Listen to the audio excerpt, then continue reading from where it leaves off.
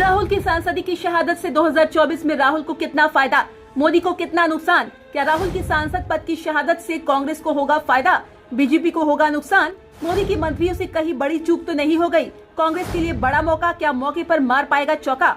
मानहानि मामले में राहुल गांधी की 2 वर्ष की सजा सुनाए जाने और इसी वजह से उनकी लोकसभा सदस्यता रद्द होने की तात्कालिक व्याख्या राजनीतिक आपदा के रूप में की जा सकती है। राष्ट्रीय अध्यक्ष भले ही मल्लिकार्जुन खड़गे हो, पर राहुल कांग्रेस के स्वाभाविक और सर्व स्वीकार्य नेता है। भारत जोड़ो यात्रा से उनकी छवि सुधरती दिखाई दी और कांग्रेस उत्साहित नजर आई। उत्साह इतना ज्यादा था कि कांग्रेस ने विपक्षी एकता की कवायद में जुटे क्षेत्रीय दलों को तेवर दिखाने शुरू कर दिए।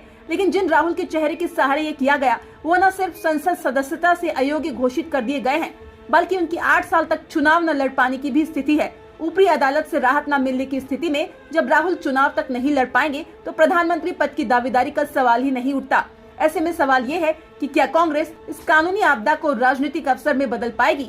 ये आसान तो किसी भी सूरत में नहीं होगा, लेकिन कांग्रेस की संभावनाएं मानहानि मामले में कानूनी लड़ाई की परिणति पर भी निर्भर करेगी।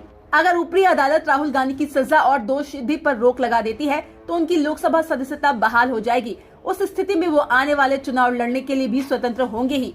अगर कानूनी कार्रवाई की अंतिम परिणति दोष मुक्ति या सजा कम हो जाने के रूप में हुई, तब भी कांग्रेस को राहुल को लोकतंत्र और जन संघर्ष का नायक बताते हुए नरेंद्र मोदी सरकार और बीजेपी के विरुद्ध आक्रामक राजनीतिक अभियान चलाने का अवसर मिल जाएगा। विदेश में राहुल गांधी ने देश के हालात के बारे में जो कहा, उससे असहमति हो सकती है, लेकिन इससे इनकार नहीं किया जा सकता है कि वो मोदी सरकार पर सबसे तीखा हमला करने वाले विपक्षी नेता है। सच ये भी है कि सुप्रीम कोर्ट द्वारा जांच कमेटी बना दिए जाने के तर्क के सहारे भले ही केंद्र सरकार जेपीसी बनाने से इनकार करती है, पर अडानी प्रकरण में जो तथ्य सामने आ रहे हैं और सत्ता पक्ष जिस तरह इस विवादास्पद औद्योगिक घराने का बचाव कर रहा है, उससे संदेह के साए गहरे ही हो रहे हैं। नहीं भूलना चाहिए कि चुनावी राजनीति में सच से भी ज्यादा महत्वपूर्ण और प्रभावी जन धारणा होती है। ये जन धारणा का ही परिणाम था कि राजीव गांधी की प्रचंड बहुमत से बनी सरकार बोफोर्स के बवंडर में न सिर्फ हिल गई, बल्कि चुनाव में ढह भी गई थी। तब 1437 करोड़ रुपए के बोफोर्स तोप सौदे में 60 करोड़ रुपए का घूस का आरोप लगा था और सोनिया गांधी की मूल देश इटली के व्यापारी ओटावियो क्वात्रोची के सहारे विपक्ष ने प्रधानमंत्री को संदेह के दायरे में खड़ा कर दिया था। राजीव संसद से सड़क तक सफाई देते रहे कि स्वीडन से हुए बोफोर्स सौदे में कोई दलाली नहीं दी गई, पर उन्हीं के बागी मंत्री वीपी सिंह समेत विपक्ष द्वारा लगाए गए आरोपों से जनधारणा बनी की दाल में कुछ तो काला है। राजा नहीं फकीर है, भारत की तकदीर है के नारों के बीच वीपी सिंह तो जनसभाओं में अपने कुर्ते की जेब में हाथ डालते हुए दावा करते थे कि दलालों के नाम उनके पास है, एक बार सरकार बन जाए तो सार्वजनिक कर देंगे। विपक्षी एकता और बीजेपी वाम मोर्चा के समर्थन से वीपी सिंह सरकार बनी और लगभग 1 साल चली भी, लेकिन बोफोर्स दलालों के नाम पता नहीं चले। हाँ, जीवन के अंतिम चरण में वही वीपी सिंह सोनिया गांधी की प्रशंसा अवश्य करते सुने गए।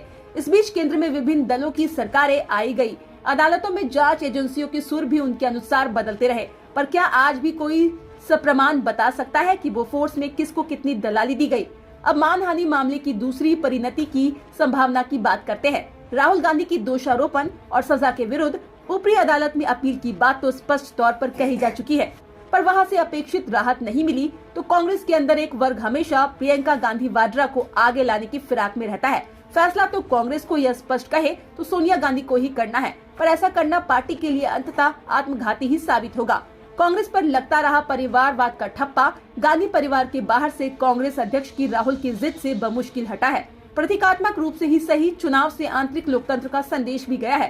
प्रियंका को राहुल की जगह लाने से सब किए किराए पर पानी फिर जाएगा।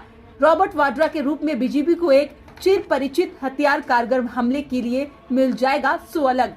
ऐसे में राहुल को लोकतंत्र और जन संघर्ष के लिए शहीद के रूप में पेश करते हुए नेतृत्व का दावा किए बिना ही विपक्षी एकता की धुरी बनने की पहला कांग्रेस के लिए राजनीतिक और रणनीतिक रूप से समझदारी होगी। चुनाव लड़ने से वंचित और किसी पद की दावेदारी के बिना ही मोदी और बीजेपी के विरुद्ध अग्रणी आक्रामक प्रचारक के रूप में राहुल ज्यादा प्रभावी हो सकते हैं।